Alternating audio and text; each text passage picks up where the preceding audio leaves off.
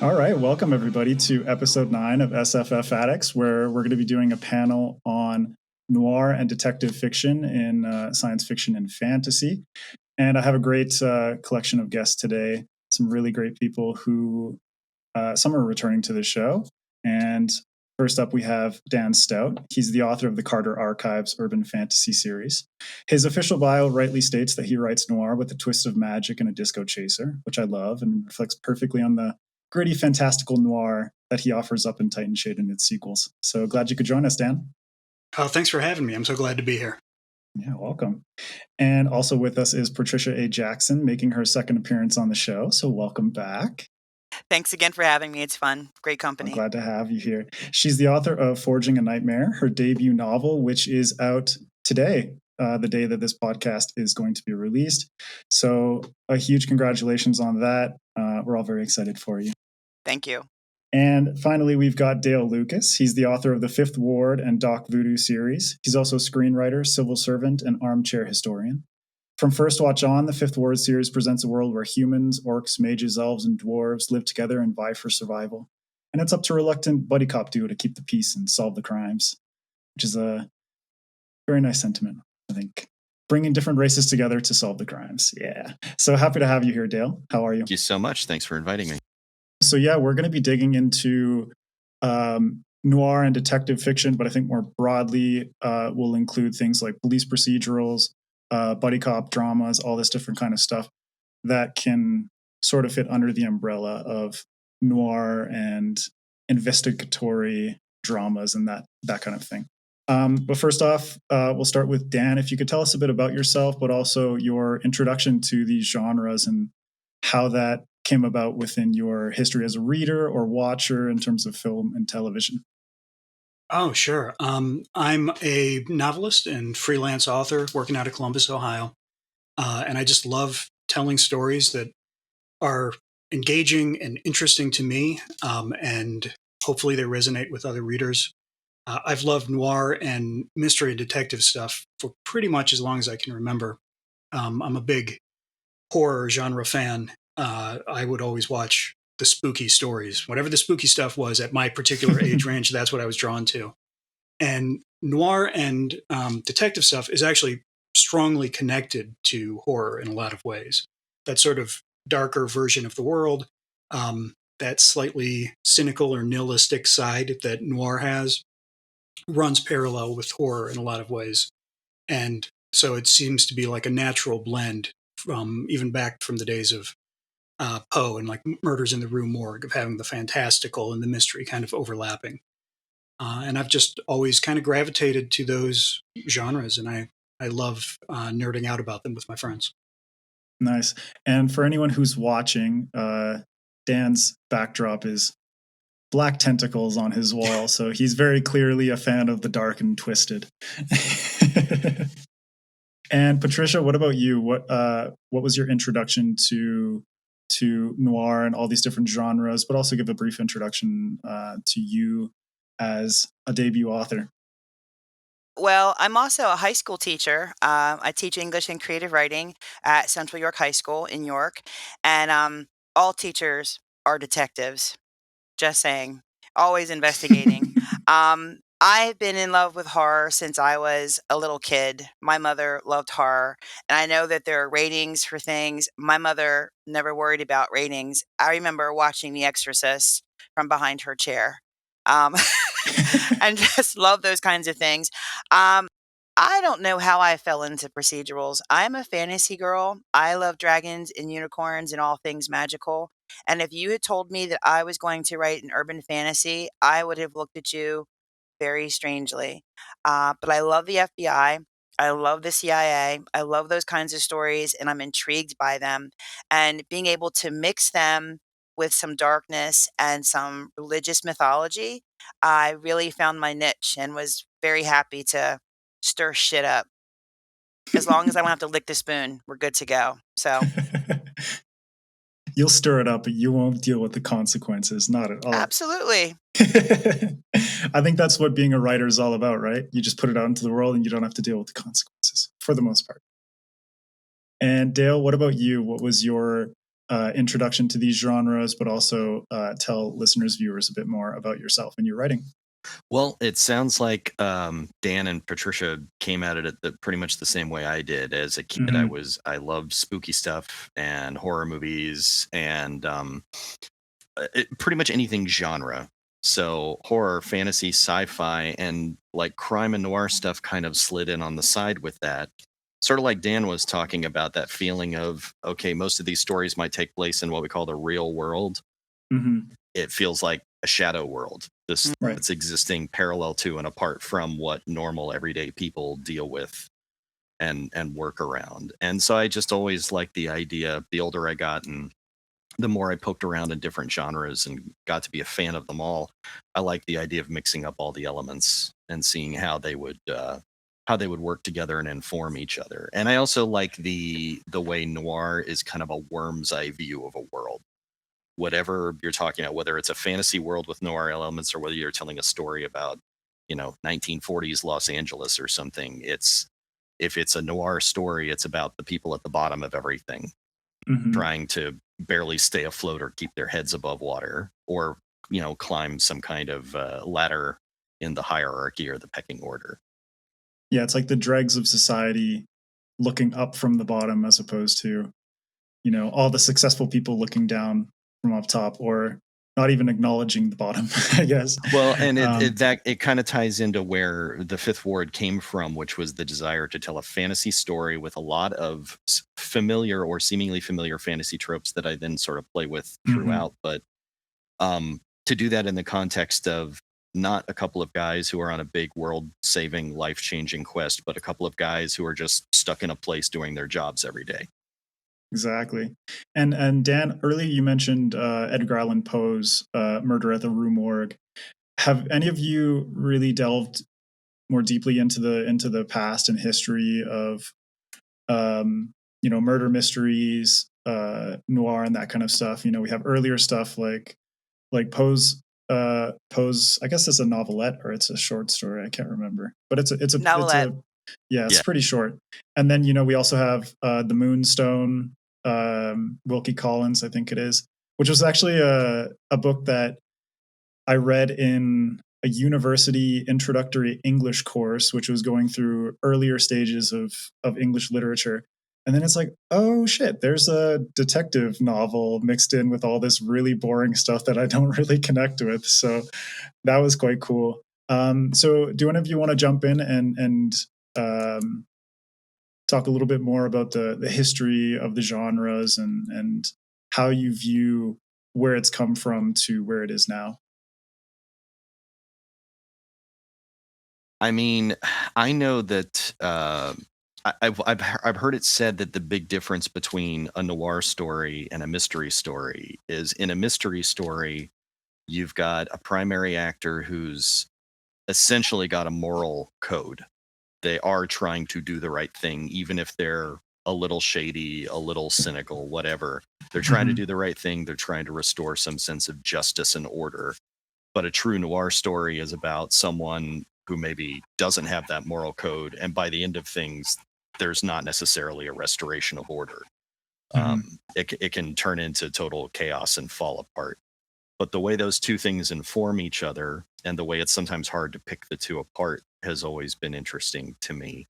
And I've read a lot of old mysteries, whether it's Poe's stuff or Arthur Conan Doyle, or the stuff that was around in the early 20th century before noir even came a thing. I'm always looking for those noir elements and stuff where maybe it was never conceived of or never intentionally meant to be there. Like when I read Sherlock Holmes stories, I'm imagining how grimy and gross everything is. Necessarily what an amazing detective Sherlock himself is. But more so industrial era England. Yeah. And I mean, the teeming masses in the streets and the tiny little winding streets and the nasty yellow fog and all that fun stuff. And all the lung issues. So many people with lung issues. Patricia or Dan, do you wanna get in on that and delve a little bit deeper? If I'm not mistaken, I think Poe gets the crown for the detective novel, doesn't he? But I love what Dale just said about noir and mystery, but I think it goes even farther back. I think back to Nathaniel Hawthorne and some of his really dark tales, particularly Ethan Brand, or The Minister's Black Veil, Young Goodman Brown. And there were three sins that Hawthorne, my grad student or my grad teacher right now, would be so proud.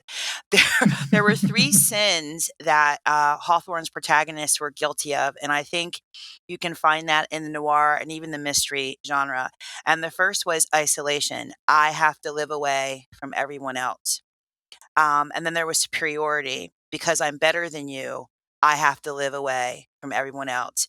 And then there was this judgment, or what they call the violation of the sanctity of the human heart.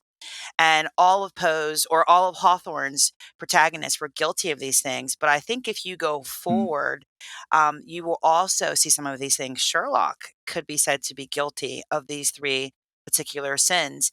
So I think that darkness goes a little farther back and sort of draws people in because it's not the normal reality, or mhm. is it? um, as we try to figure out who we are and the dark side, the shadowy side of our human nature, aka Dan's shadow behind him. Just saying. None of us are ever going to let you live that down, Dan. It's too cool of a It's backdrop. awesome, Dan. It is. It's really cool. Well, both you, Dale, you and Patricia have touched on a couple different things in terms of character and morality, also setting and atmosphere and what those can offer. Dan, if you want to start us off with what you think these genres can offer in terms of setting and atmosphere and character, and how that serves an interesting narrative, something that people are engaged with and want to keep reading. Sure. One of the reasons I think fantasy and noir go so well together is that it touches on a little bit of what Dale and Patricia were talking about in terms of seeing things from the worm's eye view, or seeing that kind of darker shadow. And then Mm-hmm. it's contrasted with fantasy, which tends to be considered like a wonder genre, in that there is an element of awe and majesty and amazement at this magic, even if it's being used for nefarious purposes. There's a Mm-hmm. moment, the reader, that's kind of what they're looking for Yeah. in a fantasy, is this kind of moment of awestruck wonder and power. And to have that contrasted with people just trying to figure out how they're going to pay the rent, contrasted with, oh man, life is kind of rough right now. Like things Yeah. are tough. And those two things can really play off each other in the same way that two different flavors in a well cooked dish can play off each other and underscore it. And you end up with a whole that is greater than the sum of its parts. Yeah, it's like the acid and the heat and the salt and the fat all coming together in this beautiful commingling of flavors. Dale, do you wanna get in on this idea of what these genres can do, and since Dan brought it up, how bringing in fantasy can enhance those flavors? It's yeah, it allows you to do it just gives you more narrative choices, and it also divorces things from specific real world associations. Um, I'm the kind of person that sometimes because I came at fantasy from being a fan and an interested, armchair student of history. Sometimes I like to lean into real world associations, and I like to really dig into real world history and things that can be unpleasant and hard to wrestle with. But sometimes it's also just easier to, okay, let's talk about a thing in the abstract and, get it out of all of the different associations that you may have with it and look at it in a maybe a purer or a more interesting sort of way. And when I decided to do the Fifth Ward books, when I first got that idea, it was basically the collision of a noir sensibility in like Middle Earth or typical fantasy type world, Mhm. so that you could investigate all of those aspects of a world with all of these races living together and magic being a real thing. Um, Investigate those again from that worm's eye view. What does the average everyday person think about that? How do they deal with it? What's the fallout when large forces and powerful supernatural forces collide with each other and real people are standing nearby? That sort of thing. Mm-hmm. And it's giving you the opportunity to explore deeper social nuances and cultural nuances and racial and all these different aspects of society. Yeah. Through the lens of Dan. You mentioned this sort of balance between the grittiness of noir but the fantastical wonder of fantasy, and those coming together, I think, creates a more, I would say, a more palatable introduction to a world that someone can be sucked into it with the wonder, but then they can be grounded in it with the grittiness and the darkness of that world. Patricia, do you wanna get in on this notion as well? Stephen King wrote an essay about why we crave horror. And people do love to be frightened, but they like to be safe while they're doing it. I can remember going to a horror attraction and Pinhead from Hellraiser was Yeah. there, and he wasn't on the stage, and we were in the back of the wagon, and everyone's looking at me, and I'm like, I am not turning around. And then he put his hand on my shoulder and I screamed, but I knew that I was safe, you know? Yeah. And I think that's why some people approach the shadows and the darkness because I'm safe and I can read about these really, really scary things. Um, but when you put a little pinch of truth into what is scary, you make people feel a little unsafe when they leave the movie theater and they go to walk to their car under the streetlights Mhm. or as they walk into their basement and the light winks off suddenly. I think those are just wonderful gifts that these books just bring to us that we lose as prey animals because we're no longer prey animals. There's nothing to get us unless Jurassic Park actually happens. Um, but in any case, I think that's why these books are so wonderful, particularly when you can add an air of truth. And that's what these noir books do. So, I haven't read these gentlemen's book, but I'm going to be putting them on my to be read list. But when something's a little real and you tell me the cop who just arrested me died yesterday and he's back on the job, I'm kind of, yeah. Am I going to be food? What's going to happen to me? And those are wonderful questions that I think readers just enjoy the craziness of it, the paradox. Mhm. It's like, as you say, we're not prey anymore. So we're in this circumstance where humanity is very comfortable, and there are not very many opportunities for us to access our fight or flight mode, these more basic instincts that we have in our brain. So it's interesting that you brought that up, Patricia, because noir and fantasy spark the imagination in such a way, but noir and the elements that are there that kind of scare us or make us uncomfortable. I think a lot of the time it is discomfort and the unknowable, and the unknowable is terrifying to a lot of people. And so if you can activate that part of the brain and the instincts that say this is uncomfortable, and for some reason I just want to read more, I think that is a beautiful, magical moment between an author and a reader if you can activate that within a reader's mind. And Dan, we'll switch to you. I'm curious how, since Patricia, your debut novel is coming out today. Dale, a lot of what you've written has to do with these genres of police procedurals and that kind of thing. And Dan, you as well. At what point, when you were in the process of getting into writing, did you decide, like, this is something I want to pursue? I want to incorporate noir or detective uh, um, storytelling methods and devices into my work? Um, for me, I was part of this community called Liberty Hall. It was an online forum, and it was brilliantly structured. It gave us a writing prompt on Friday. You hit a button, and it gave you the prompt, and it started a countdown timer. And you had 90 minutes to get a story written and posted to the site. And they would just be anonymous, and then everybody who wrote one would give a critique to all these other people. But what was brilliant about it was that it just meant that every week you wrote a short story, just a couple thousand words, and every week you were able to try something different without any pressure to be good because everyone knew that you only had 90 minutes. So it took off that need to excel and that need to impress your peers. And it just let you experiment and write whatever came into your head that week. And so as I did this over and over again over the course of a couple of years, I found that one of the things that kept recurring in all my, not all, but many of my stories was a mystery element, a noir element. Even if I had sat down and wrote, I'm gonna do a ghost story, there'd be someone having some kind of investigation.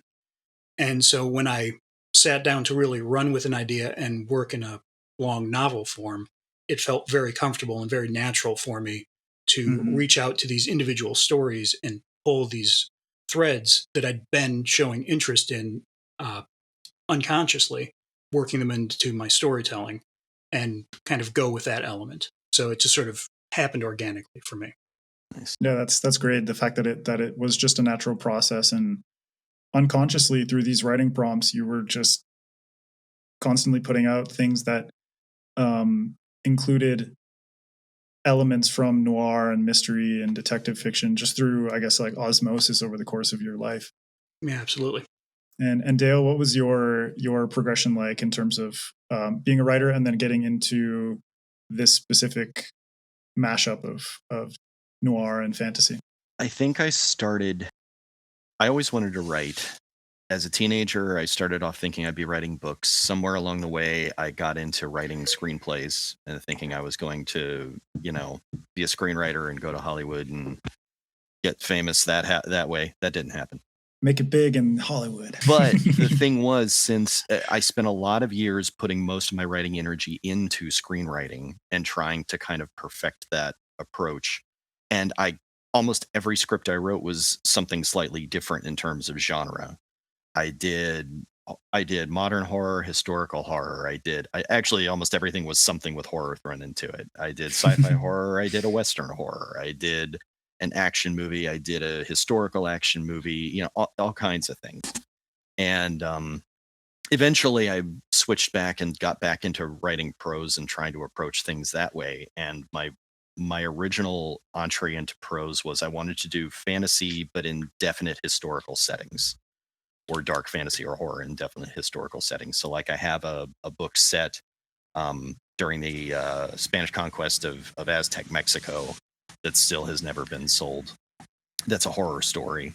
I've got another one that's kind of a dark fantasy with magic set in 2nd century Alexandria, Egypt, also still never sold. And somewhere around there is when I did my first published book, the first Doc Voodoo book, Aces and Eights. And that was an attempt to do like an old sort of pulp fiction type of thing, like The Shadow or The Spider or something like that, but set in Prohibition era Harlem with a voodoo powered hero who, in the stuff of the era, he probably would have been the villain. And I was like, no, I want to make that guy my hero. And I ended up getting that published through a small press. But it was some kind of a collision of that interest in history, that desire to lace real history with fantastic elements. And then from the screenwriting angle, I had been looking at doing a cop buddy story for a long time and had never settled on what I wanted to do. And that just kind of collided with those other two elements. And I was like, oh yeah, like what about the initial thought was, what if like there's two guardsmen in Minas Tirith and what's their everyday life like, and then I just went from there. Before the Nazgul come and fuck up their day. Right. What do those guys do every night? How do they deal with like drunken orcs and annoying highfalutin elves and, things of that nature? And disorderly Gandalfs and mages. Well, yeah. And oh God, there was a thing I always wanted to do and never got around to, where I was going to have them break up a group of adventurers meeting in a tavern and be like, no, you are not going to start your quest here. This is not going to happen. Never got a chance to work that in somewhere though. Like, I'm sorry, fellowship. There's no loitering in this pub. We'll have no questing here. You move on your way. Amazing. Well, the novels that you mentioned, like you say, horror elements in Aztec Mexico during the Spanish. That sounds so cool. Yeah, Like, I would love to read this stuff.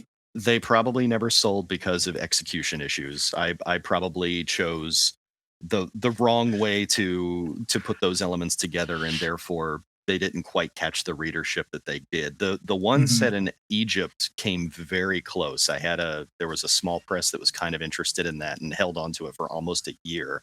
Oh, wow. Even asking me to do some pretty substantial rewrites, and then at the last minute they were like, "Nah, we're not going to do this after."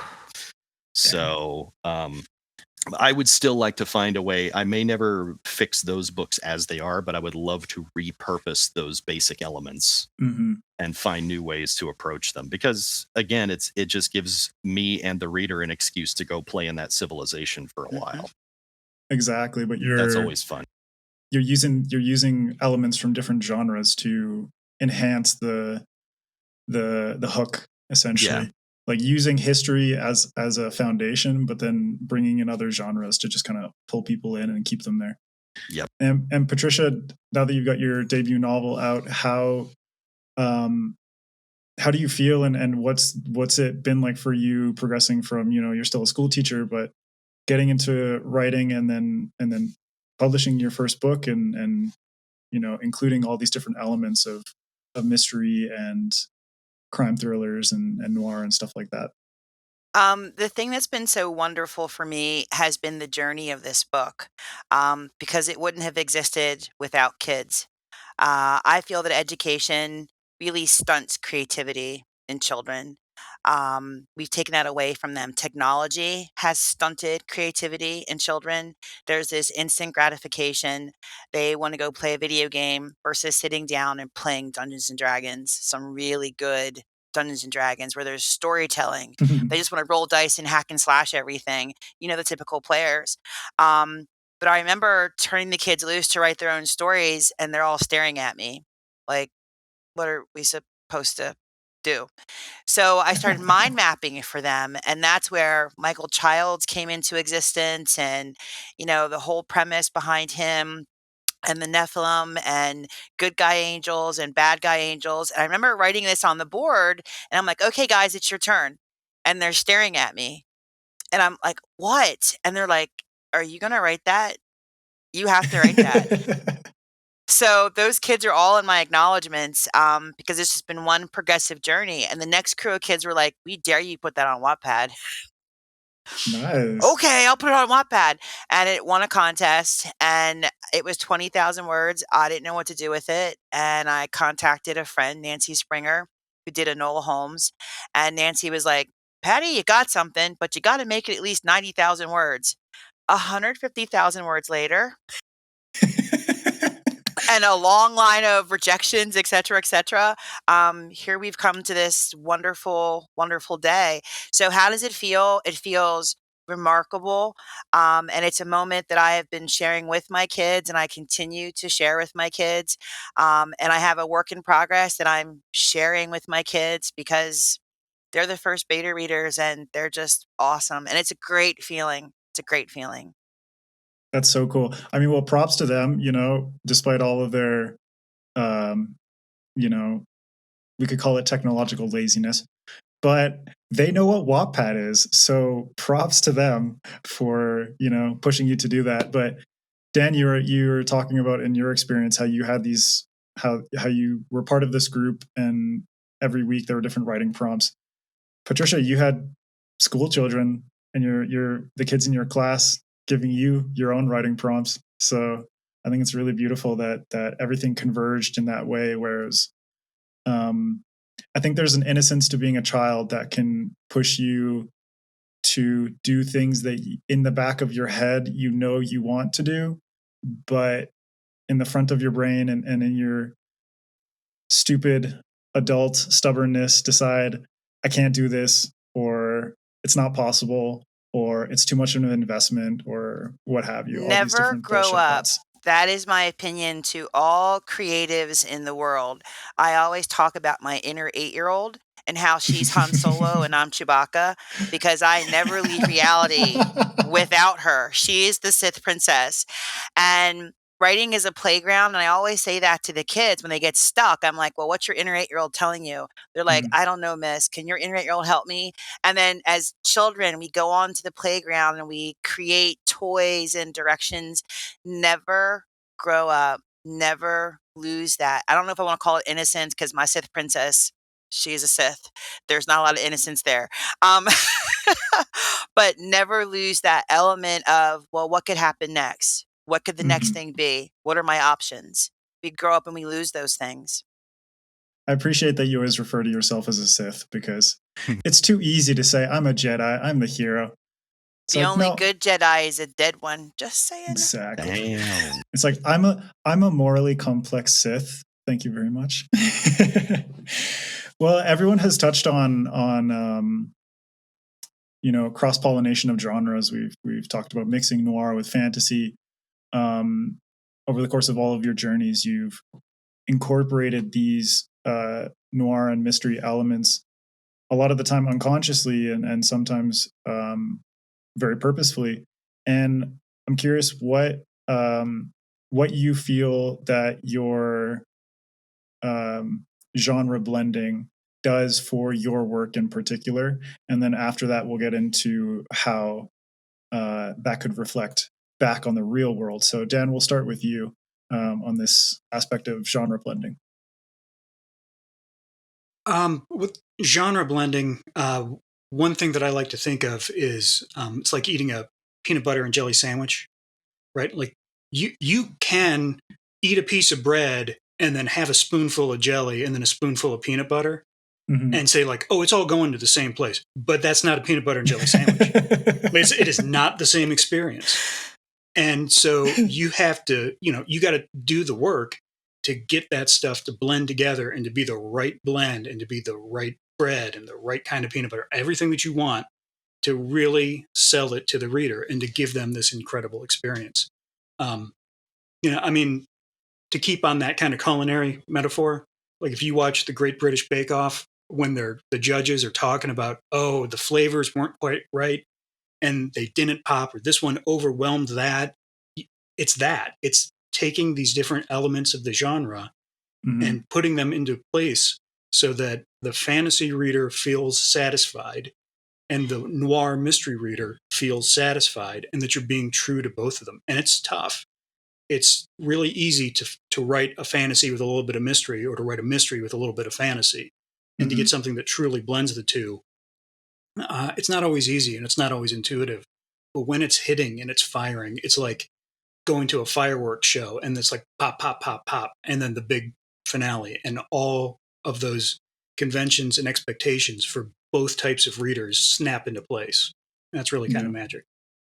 Yeah, and I like that you use the Great British Bake Off as a metaphor because readers are subjective, and like the judges of that show, they're also subjective, and for someone the mix might be perfect, but for another person it might just be a tiny bit off, you know. And so for you, like to your tastes with the fiction that you're writing, Dan, like where did it come in consciously that you feel like I have to add in a little bit more of this, or I have to pull back on that aspect? Yeah, so that's where being very well read in your specific genre really comes in, right? Mm-hmm. Because you know what other people are doing, both in terms of the classics and your contemporaries. And that's why you sit down and you read somebody else's book and you're like, oh, I see how they did this. And I see how they did that. And so you're putting together these expectations. So, noir, there's certain expectations. Or with a buddy cop story, there's certain expectations that the reader has. There's certain scenes and story beats that you have to hit, but you can't hit them in a predictable fashion. So you have to set them up, deliver them, but with a twist, something a little bit different. You have to deliver those flavors to the judges, but in a surprising way, in a blend of peanut butter and I don't know what else, raspberry or whatever it is, right?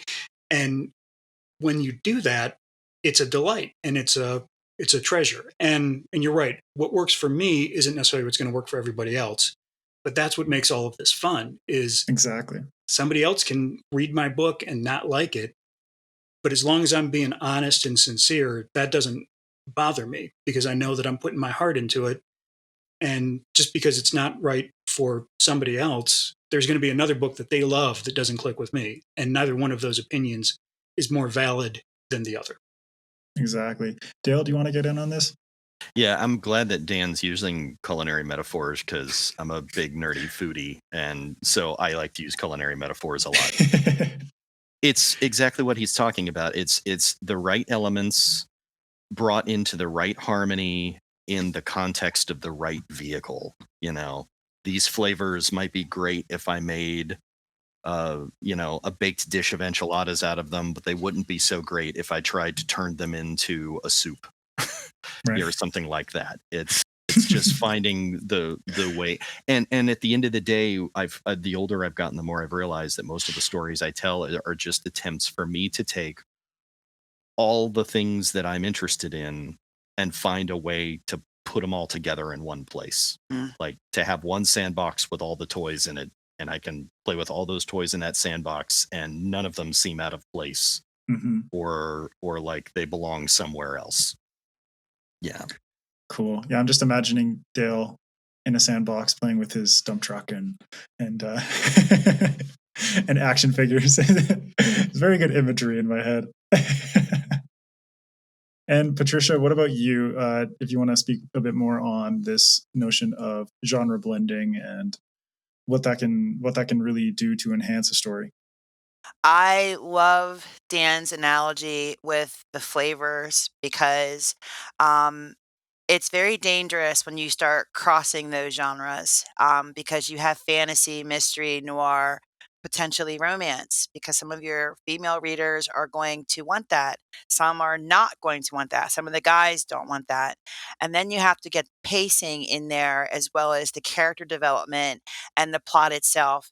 And sometimes you just don't get the mixture correct. And that's when someone throws you a 1 star because they didn't like it. But someone else on the road loves the story because that twist you threw in there was this unexpected flavor and that they really, really enjoyed it. Um, for myself, I'm a D&D player, so my pacing runs along that particular course. So if you're a gamer, you're going to love the pace of Forging a Nightmare because it doesn't spin its tires. There's no moss growing beneath the tires. We move. And I'm unapologetic for that. Some people are like, I couldn't catch my breath to the 30th chapter. Good. Bring your popcorn along and have a good time. But one of the things I enjoy doing is I'm a rules follower. So when something happens, you turn to a cop, you turn to the FBI, you turn to the CIA to protect you. What if those things can't protect you? If an asteroid's coming, those things are not going to protect you. If the second coming is coming, those things are not going to protect you. So you add that flavor to it as well, and you make people uncomfortable and you take them out of their boredom. You mentioned about people being comfortable, make them uncomfortable and take them out of there, and they're doing their thing and they're into your story. And if they can't handle the pace, just roll a d20 and figure your shit out. That's right. Come on. And hope you don't get a critical failure. Wait. Exactly. Here comes some rot trolls. What are you going to do about it? Exactly. So I like this. We're gonna build on this a little bit and delve deeper into how each of you have implemented these different genres into the worlds that you've created. Patricia, from your perspective, you've taken the real world and infused it with fantastical and magical elements. Dale and Dan, you created secondary worlds from whole cloth, and then suffuse that with real world elements.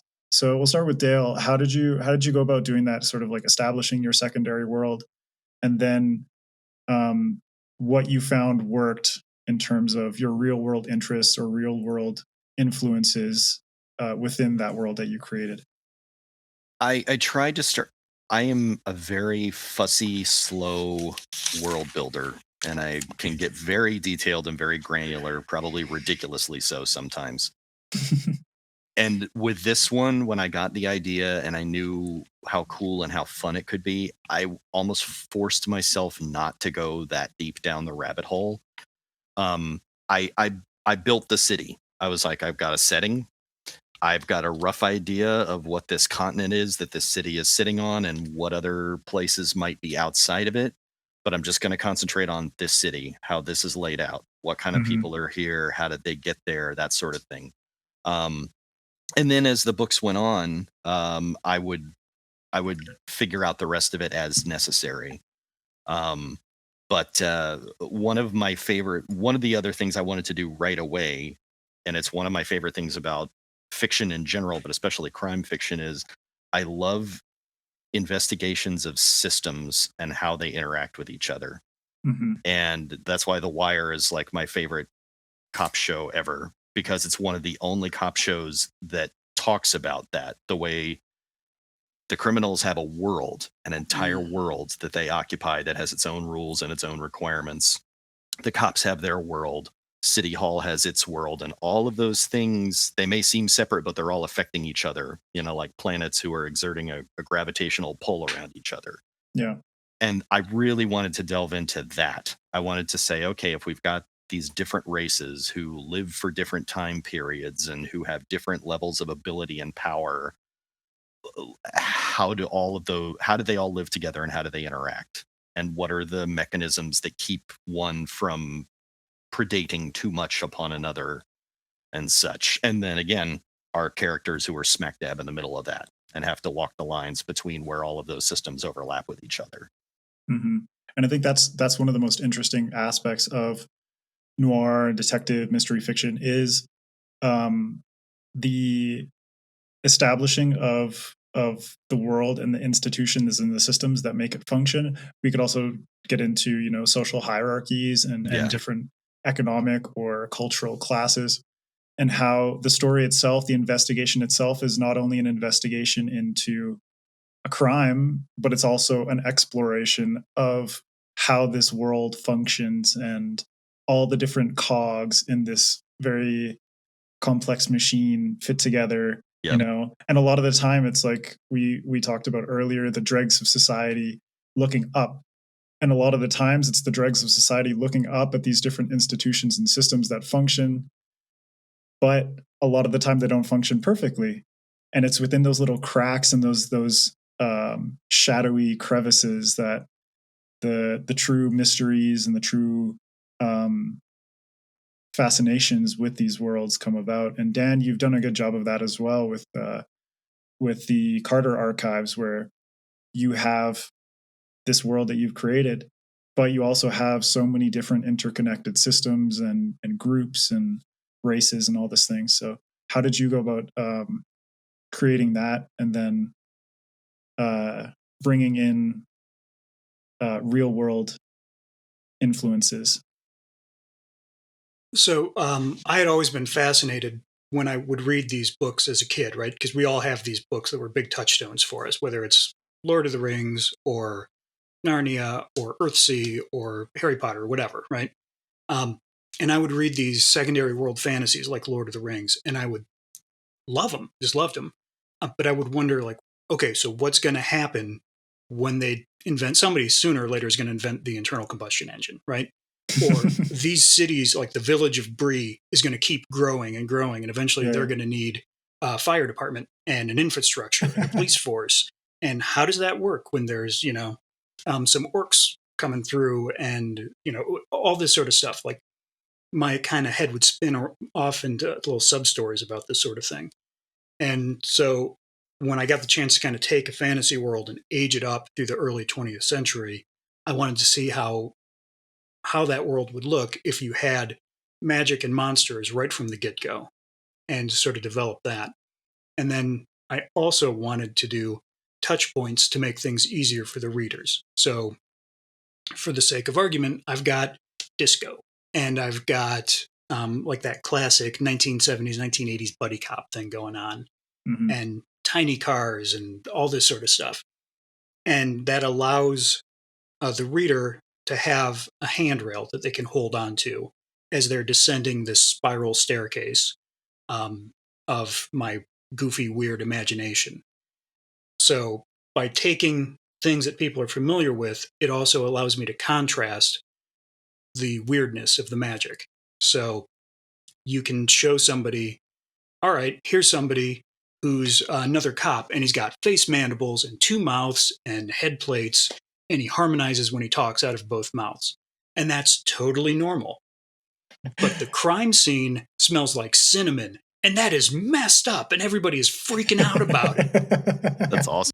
So you have these multiple things that are going on, and by giving the reader suit coats and ties and disco on the radio, it gives them something to ground through and watch what the characters are reacting to in terms of normality and extraordinary events. I think I've gotten way off base from what your question was, Adrian. No, that was on point. That was on point, man. I love like reading the book for the first time, Titan Shade. That cinnamon thing really stuck with me because it's like, shit, man. Like, I have a son who's 14 months old, and there's this this app that I use, and it suggests different exercises and stimulation activities that you can do with your child.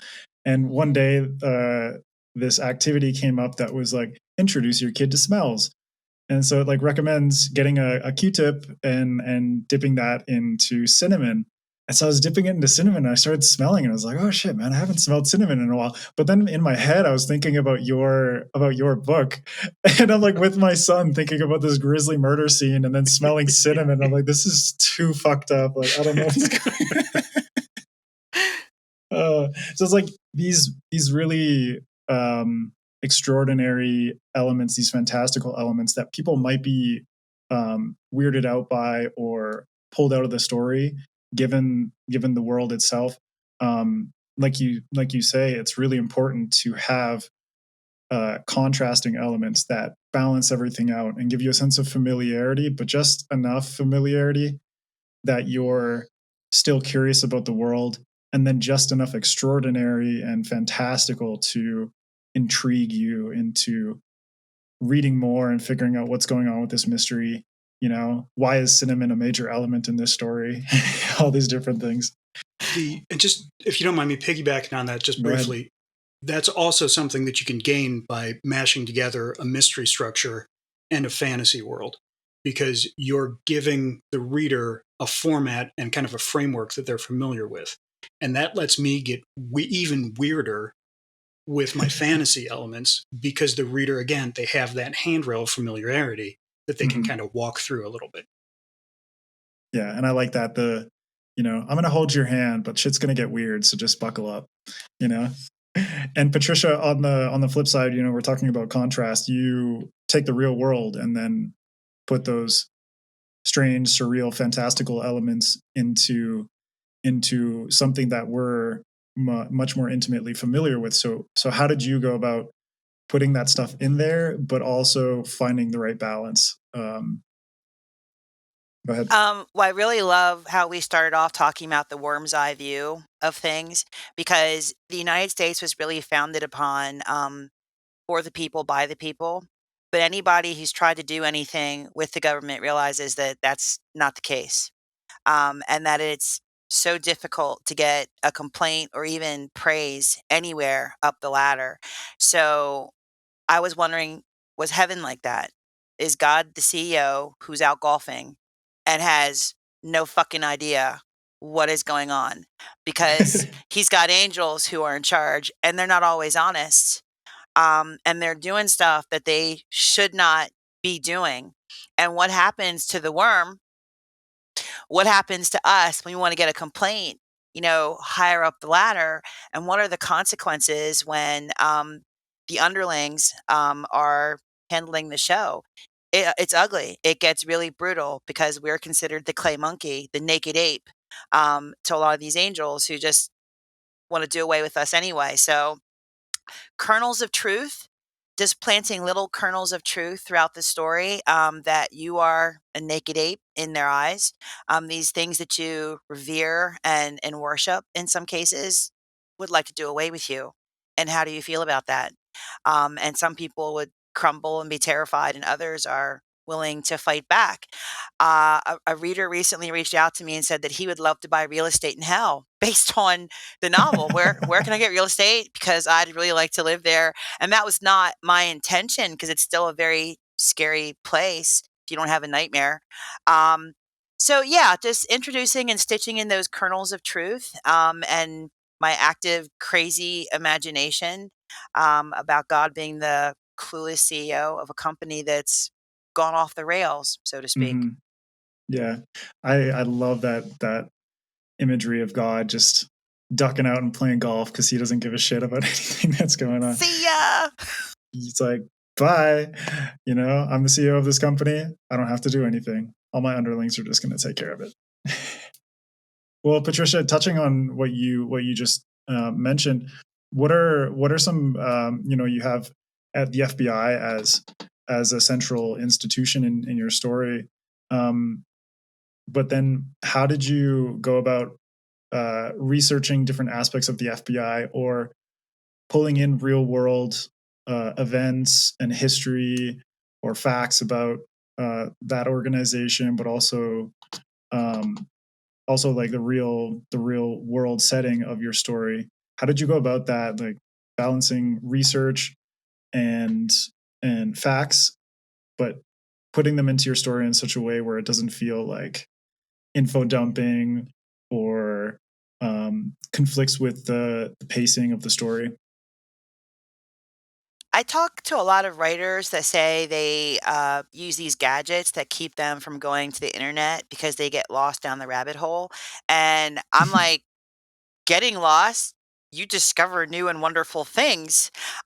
So give yourself 40 minutes to 60 minutes to go and do those kinds of things. Mm, But realistically, what do I need to tell this scene? I need to know what kind of service weapon an FBI agent carries. That's not an hour-long research, okay? This is what they're carrying. This is what they had last year. This is what they're gonna do next year. That's all mhm. you need, and then you go forward with it, okay? Even what do they wear? What is the dress code? Because I have a black man who has dreadlocks.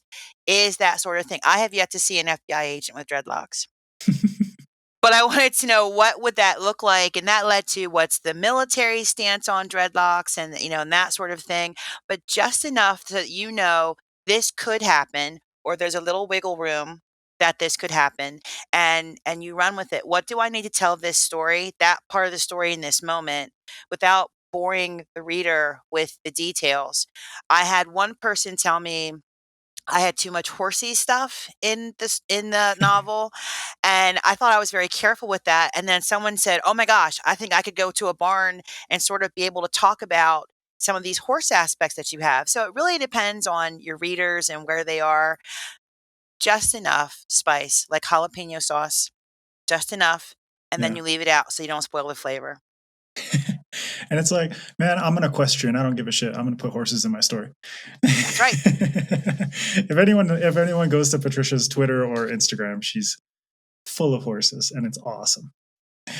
And Dan, you and I, when we spoke in June, you told me about an experience you had where you did a seminar with your local police precincts, as well as like a ride along. What was that experience like for you? And then how do you, same question as Patricia, go about using research and real world history, events, information to spice up your story, but like Patricia said, not bore the reader?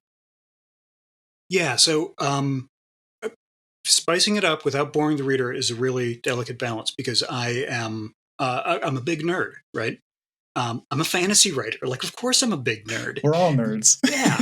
So, I get latched into one topic and I'm like, oh, this is the best thing ever. And I just want to tell you all about it. So let me put together a 30-page segue about how cool this is. And, I'm building this city, Titan Shade, in the middle of basically an Arctic tundra. So it's like, well, how does the sewage system work? So I had to figure that out enough to satisfy me. And nobody wants to know how the sewage system works in your fantasy city, right? You can give it like a little bit of a hint to let people know you've thought it through, but you don't need to tell them. Mhm. So it's giving enough indication that you've thought through this stuff and dropping one or two bits that are one step ahead of what the reader would have thought through.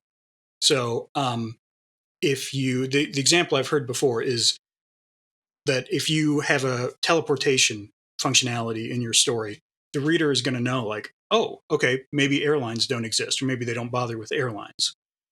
But what they haven't thought through is that hotels might not be popular anymore, but like vacation destination resorts would be massively popular because now you can get there. So the hotel industry is totally transformed, but in this one specific way. And you can just make that like a 1 or 2 sentence segue or a side note, and people will respond to it by saying, like, oh, that's clever. That feels thought out. That feels like a real world touch without having to drag them down the whole rabbit hole of, well, in year 5 they did this and that led to this and that led to that. Um, and then for the like the police department thing, I went to a citizens police academy, and it was like a 3 month uh, process, and going to, like, I think it was twice a week meetings for an hour or 2 hours each. It was fairly convoluted. Like, they stepped us through the whole process of what it would be like to go through a police academy, and how does the SWAT team work? How does the helicopter team work? How does the canine team work? You spend time with each of these subgroups, and you get firsthand experience and like, literally hands-on experience with all these different elements. And it's incredible to be able to write about what it's like to sit in the back of a SWAT van, even though you're not going to something, but just being in there and knowing, like, oh, this is much more claustrophobic than you'd think. And then you kind of let your imagination run with it. But actually seeing that lets you pull out the 1 or 2 killer details that gives so much more depth than 2 pages of superficial details would. So it's really about finding out what really resonates with people, doubling down on those details, and letting everything else fall away because it's insubstantial. Yeah, that last point you made is perfect, because if you can condense everything that you experienced, in a SWAT van or whatever different scenario or whatever different concept or setting or situation your mind comes up with, because I think a lot of it comes down to what we can imagine. And then at the same time, whether it's real world experience or imaginative experience, condensing that down into the most potent details and then putting that on the page for the reader to engage with and put into their mind. But if a writer is successful, allowing the reader's imagination to take the reins and go from there, to use a horse metaphor. And Dale, do you want to build on top of what Dan and Patricia have said in terms of finding this balance between research and all this kind of stuff? Yeah, it's important, and I think Patricia had even she had touched on it earlier in the answers to one of the other questions. The notion of the little realistic details are what make the crazier stuff easier to swallow and easier to imagine in a realistic way. And I always think of it in those terms. It's like you're providing all the realistic, sometimes ugly details of things to make everything feel like it has more weight and heft. I kind of liken it to as a movie geek over the years, watching big fantastic movies. I've always had this issue with movies that had exteriors that felt like interiors. Like Hook is a good example. I remember seeing that movie in a theater and hating it because their entire conception of Neverland all looked like it never left a soundstage. The light looked like the light on a soundstage, and it never felt real to me. And because it failed on that one front, nothing else was landing. But yeah, I've tried to, like in the Fifth Ward books, I tried to take all kinds of oddball bits of things I had learned about, like life in a Roman city, how things get. I have an entire opening chase scene in book 2, Friendly Fire, that involves gong farmers, which are people who would come around at night and collect the urine and excrement from the barrels in like tenement buildings. And they would sell them to farmers as fertilizer, and they would sell them to tanners to use the urine in treating leathers and such. And it just seemed like one of those beautiful things like, wow, there's a whole industry around this, and I get to have a chase with a cart full of shit. Yeah. So yeah, things like that. Or the idea of, is there a sewer system in a city like that? How do things drain? What happens when it rains? How are customs handled and people coming in and out of the city? All that stuff. Yeah, it all makes it seem like it has real world weight and consequences. Yeah, and the fact that you wrap that up in an action scene and a chase scene, yeah, gives it enough momentum where the little details that you put in there don't feel extraneous. They don't feel like they're taking away from anything because the movement is still going. These are just little things that it's like, boom, it comes at a clip, it comes into view, and then boom, it's gone, and the chase scene continues. Yeah. And Dan, I think it's in the third book in your series, Titan Song, where they actually do go down into the subterranean levels of the city, and it is like a very tense hide and seek kind of game. And so the tension is there, and you don't necessarily think about the fact that you're implementing little nuggets of information about the ventilation system for this city and seeing it firsthand through the eyes of this character who's going through these tunnels. And when Dale was mentioning that chase scene with poo farmers, that came into my head as this like, cool, there's momentum. And so the world building that you're doing there and the detail that you're putting into the narrative in those moments, obviously you got to find the right balance between what information do I put and where do I put it.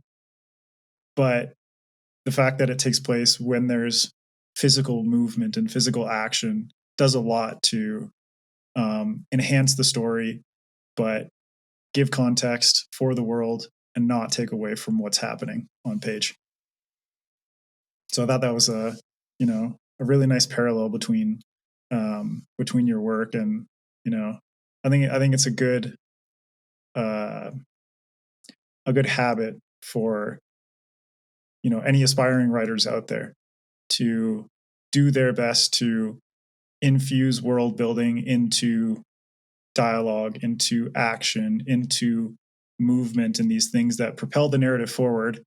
Patricia's talking about the breakneck pace of her novel. If you can put in this information, it's absorbed into the brain in such a way where it doesn't feel conscious, but you know about it, you remember it, and all these details come back up here and there.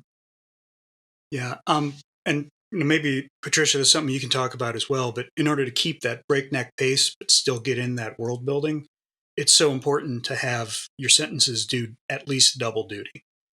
Mm-hmm. They have to develop the characters and the world and move the plot, and provide tension and release and all that sort of stuff. So learning how to do that is a really critical skill. Exactly. And we've been talking a lot about positive aspects of noir and detective fiction, all these different genres, things that they do to enhance a story or things that we like about them. But Patricia, we'll start with you. If you are conscious of different tropes within the noir and detective genres, all these different genres, the tropes that exist and either actively avoid or conversely work to subvert and reinvigorate or have dialogue with. I think the CIA gets a bad rap in my book and in general. Because they are just the CIA. I think one of the bad guys in my book says that the FBI is like the Boy Scout. They're the ones that walk the little ladies across the street, whereas the CIA, they're the things that create the things that go bump in the night.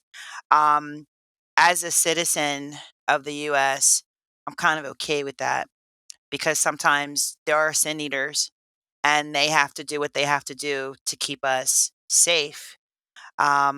We may not always condone their actions, but they do keep us safe in some respects. So that's a hard pill to swallow sometimes, to do good by sometimes doing the wrong things, having the wrong behavior. But I think all of us come across that road at some point where you have to tell a little white lie to keep someone's composure going, or to keep someone's ego going, whatever it might be, or to subvert yourself in order to keep yourself safe. I don't know if that's a convoluted answer, but that's one trope. But the CIA is always naughty. I sometimes think they are. I think the FBI can be naughty too. I think all of these institutions can be. I live in South America, and the CIA has a very bad rap down here. I'm talking about the war on drugs specifically. Oh, and that's a whole other issue right there. So that's one trope that I felt bad about, but again, I thought it was a kernel of truth, that they would have a hand in things, and that if they could have a celestial leg up on something, that they would. Cool. And Dale, what about you?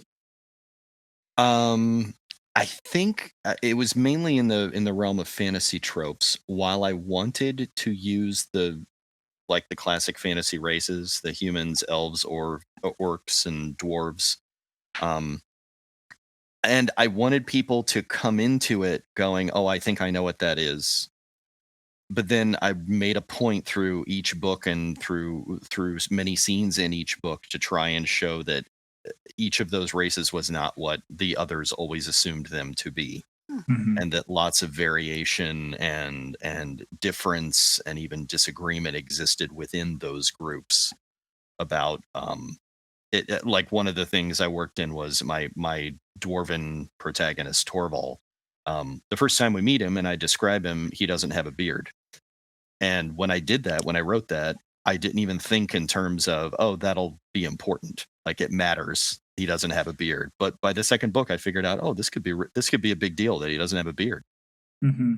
And we kind of go into it in the first book in a scene where he talks about his past. But it's just one of those examples of how, in an effort to work against one classic stereotypical thing, I came up with a great character, what I felt was a great little character bit that defines who he is and why he is the way he is. So yeah, it's basically just that thing. I always try to work against the trope of this group is only this one thing, and they're only ever this one thing. Mm-hmm. Yeah, and that gives your character more complexity too, and makes, since he is a protagonist within this buddy cop duo, you're compelled to read more about him, to find out more about, why doesn't he have a beard? Why is he subverting my expectation of what dwarves are? What's his deal? Exactly. It's like, what the hell's wrong with you, Toller? Well, why did you shave that off? Are you a woman dwarf? Like, and I think that just goes to, I have a thing for characters that they're the one who the character who never fits in their own group, whatever that group is. Mm-hmm. I tend to always be drawn to those characters. Yeah. And Dan, building on what Patricia and Dale have said, are there tropes that you've encountered in your reading that you chose to avoid completely, or actively decided, I want to include this and subvert it and shake it up a little bit? Yeah, so I'm about to make it real clear that it's right around lunchtime where I live, because I'm going back to a food analogy again. But we're all good with food analogies here, as many as you want. Like for me, like, genre tropes are very similar to menu items, right? So if you sit down at a restaurant and you say, like, oh, hamburger sounds good, I'm going to have a hamburger, and they bring out a bowl of pasta with like a red curry sauce, like, Mm-hmm. It doesn't matter how good that curry pasta is, you're going to be upset because you said, I want a hamburger. Yeah. So the trick is, as the chef, as the writer, is to give the reader that hamburger that they want, with a little bit of a twist, with a little bit of flavor differential, with a different kind of bun, but there's still a bun. A disco chaser. Yeah, it's that disco chaser, right? It's like, give them something that's a little bit different, but it's still going to scratch the itch of what they're asking for. And that it starts with the cover design, and it goes all the way through to the tropes and the story beats and the characters. something different, but in a similar enough vein that people are getting what they want.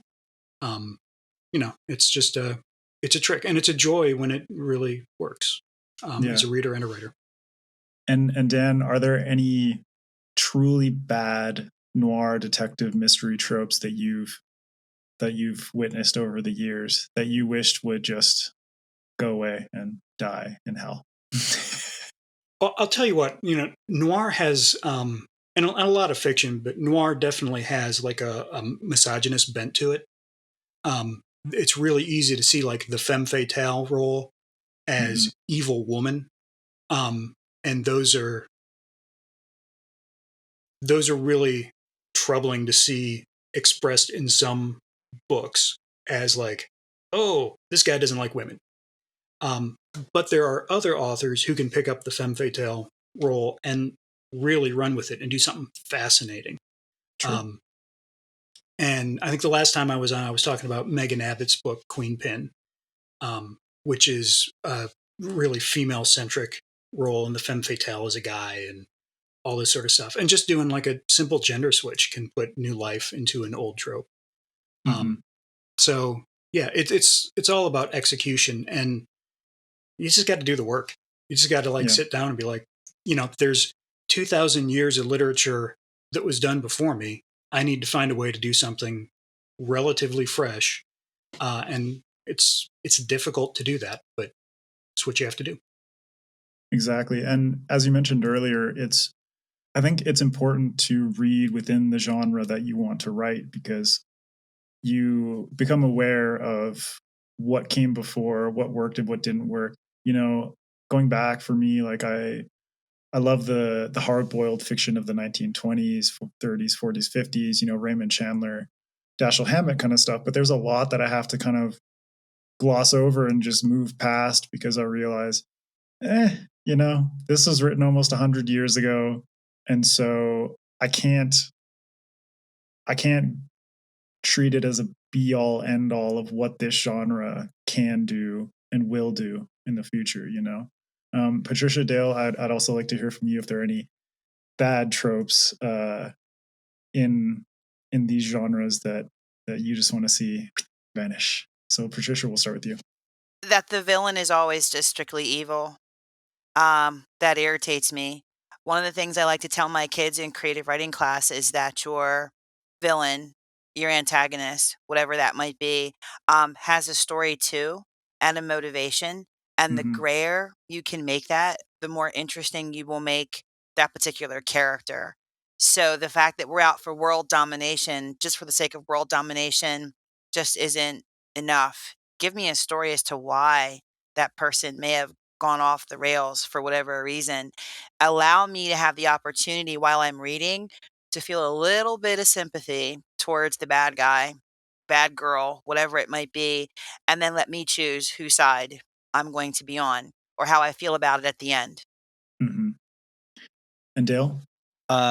Probably the blithe, glib, wisecracking detective. The foundation of noir. Right. I mean, I love it when it's done well, and sometimes it's done beautifully, but I think it's a default for some people. Like they go to it because it's familiar and it feels fun and it feels comfortable. And I very often, when I'm reading something where I can tell that somebody said, oh yeah, they sat down and wanted to do their own version of Philip Marlowe, but it's not coming across that way. It's just coming across as this guy's just a clown who's walking through life and doesn't really care deeply or earnestly about anything. I have a hard time dealing with those characters. So they just have to be done really well for me to really like them. Exactly. It's like move beyond the walking, talking quip, because there's so much more there. Exactly. And we just talked a bit about the tropes and the past of noir, but I think it's also important to look towards the future, because the three of you are examples of what noir, detective, mystery, fiction can be like going forward. This notion of mixing genres, this notion of subverting what came before to keep things interesting and fresh, but also coming up with new ideas and new ways of expressing these genres, but also reflecting society, the society that we all live in, the globe that we live on. So, Dan, we'll start with you. What are your hopes for the future of noir fiction, detectives, all this kind of stuff, but also how that will merge even more deeply with science fiction and fantasy? Well, I mean, I guess the answer is my own personal sandbox, which is that I strongly believe, like deeply believe this, is that reading and writing are acts of radical empathy. And that by putting ourselves in someone else's shoes, by putting ourselves inside the head of heroes, and like Patricia was saying, the villains, and putting together stories that ask questions and let the readers find their own answers, we learn as artists to think about the world through somebody else's viewpoint. And we learn as an audience and readers and viewers to think about the world through someone else's viewpoint. And that creates empathy. And that allows us to be kinder, better people. And simply by doing that, it makes us more prone to help someone else. And simply by helping someone else, just in some small way, it makes the world a little bit better than it was before we did that. And that's, I sincerely believe, the deepest calling of what all of us are doing. Yeah, I completely agree with you there. And, back in episode 7, I mentioned that food is one of the ultimate lubricators in society, between different people. A lot of people say it's alcohol. It's like, no, you don't have to get drunk. You just need to sit at a table and eat with people. And on this equal footing, fiction is the ultimate empathizer. It gives you situations where you connect with characters and you connect with the world such that you better understand yourself and the world you inhabit and the people that you interact with. So I think that was a very beautiful thought, Dan, and I wholeheartedly agree with you on that. Patricia, do you want to get in here on your hopes for the future of these genres and how that can intersect with fantasy and science fiction, but also, as Dan mentioned, with readers and the writers that are actually creating these works? Writers are products of where they're living and what's going on in the world, and the world is very turbulent right now. And a lot of writers are translating that into their worlds, whether it's fantasy, it doesn't matter what the genre is. And particularly when you look at racial divisions, going forward, let's get over ourselves and move on. There's a lot of healing that has to be done from stuff in the past. And writing is always healing. I like to use that in my creative writing classes too, encouraging kids to write about the things that are eating at them because you can't go forward if you haven't healed with what has happened in the past. Mm-hmm. So I think while we're moving forward, we have to look at those moments that have made us uncomfortable, that have made us bored, and put a balm over it. And in some cases, the writing has to do that to allow writers to heal and allow readers to come in and be represented by that writer or by characters so that they also can heal. So that's my hope. Um, a lot of folks wanna label that as Black trauma, no, I don't think that's Black trauma at all. I think that's just trauma, and you can't go forward until you acknowledge it, diagnose it, and give it a prognosis to heal, and it doesn't always go away. It doesn't ever go away for some people, but you can at least bring healing to it. So that's what I really hope to do, in this particular genre. And again, however Patty Jackson ended up doing urban fantasy, I will never understand it. That was truly a calling that came from nowhere, but that's my hope. Forging a Nightmare was an exorcism for me to understand who I was as a Black woman that I didn't understand growing up in a mostly white world. I rode horses, for goodness sakes. And having me come to grips and heal with who I was and being accepting of who I was now that I can move forward. Mm-hmm. Yeah, exactly. That's right on the money, because trauma is not something that you can just racialize or generalize and slap on a broad label. You know, trauma is individual, trauma is familial, trauma is little bits and pieces that accumulate through lived experience, you know? And so I think noir in particular, Dale, you brought this up earlier just about the uh, sort of stoicism and wisecracking protagonists of the past. That, to me, reading those older books within these genres felt like a means of hiding the truer emotions of the authors and their lived experience and how they were experiencing society, as a way of saying, you know, I'm troubled, but I'm going to cover up my cracks with this narrative plaster, essentially. Yeah. And the massive presence of alcohol in all of those stories. Exactly. And the way it literally, it's almost a character in the story. Yep. You know, it's like, I don't need a friend, I need a drink. Is what it comes down to. So Dale, for you, what are your hopes for the future of these genres? But also, you know, we're talking a lot about fiction and people. So yeah, there's not a lot I can say that Dan and Patricia didn't already say, but it really just comes down to, I love watching things grow and evolve. And back to my foodie love that I mentioned earlier, like, I love fusion cuisine. Mm-hmm. All of it doesn't work. All of it isn't great. But I love watching people make the attempt. I love people taking the ingredients from this thing and the form of this thing and putting them together, and going forward in both fantasy and the world of crime and noir. I just want to see those things, everything continue to cross-pollinate each other and grow into interesting new forms and interesting new combinations. Yeah, I agree. Actually, all this talk about food, it reminds me of this. You're hungry now, aren't you? I'm so hungry, man.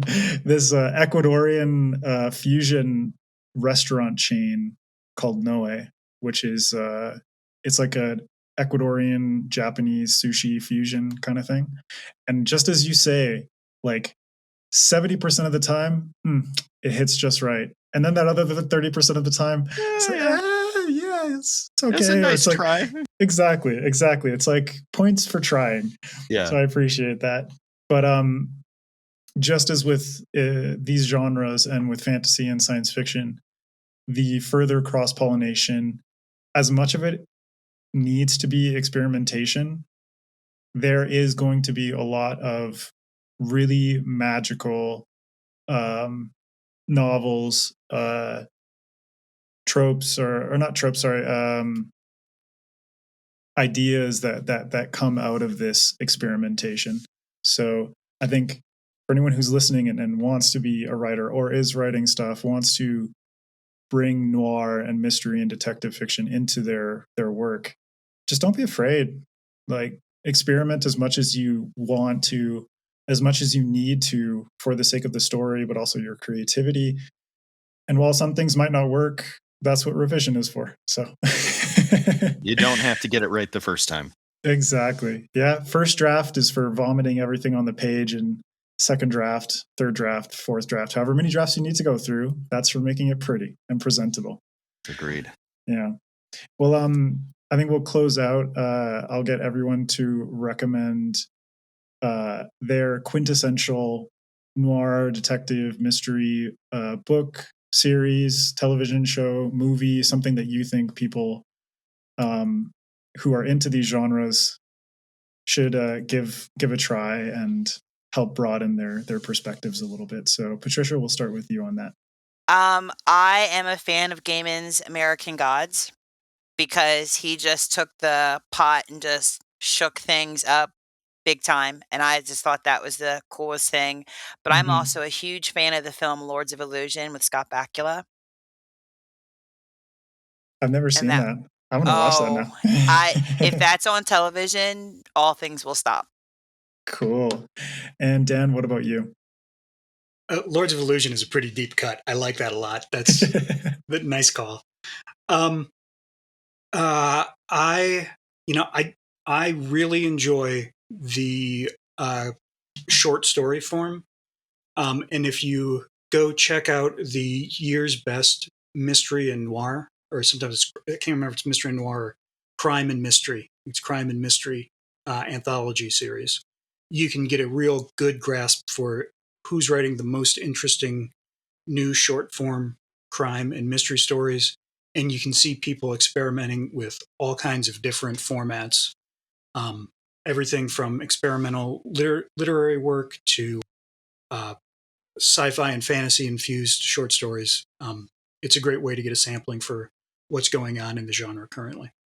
Awesome. And Dale, what about you? Let's see. In terms of movies, two of my favorites are a couple of Walter Hill movies from the 90s. Or actually just one, my bad. I was thinking in terms of Mickey Rourke movies. Johnny Handsome and Angel Heart. Both are New Orleans set. Both have Mickey Rourke and great casts around him. Just especially Angel Heart. I just showed that to my wife for the first time a year or so back, and like that movie, to coin a phrase, it weaves a spell. It's really crazy and immersive and cool. But in terms of noir movies, those are two of my favorites. And then in terms of books, the Fafhrd and Greymouser stories by Fritz Leiber, they exerted a big influence on the Fifth Ward books, and they're probably as close as any old school classic era fantasy writer ever came to doing a noir fantasy mashup back in the day. And then for more modern stuff in more of a noir realm, I really love James Elroy.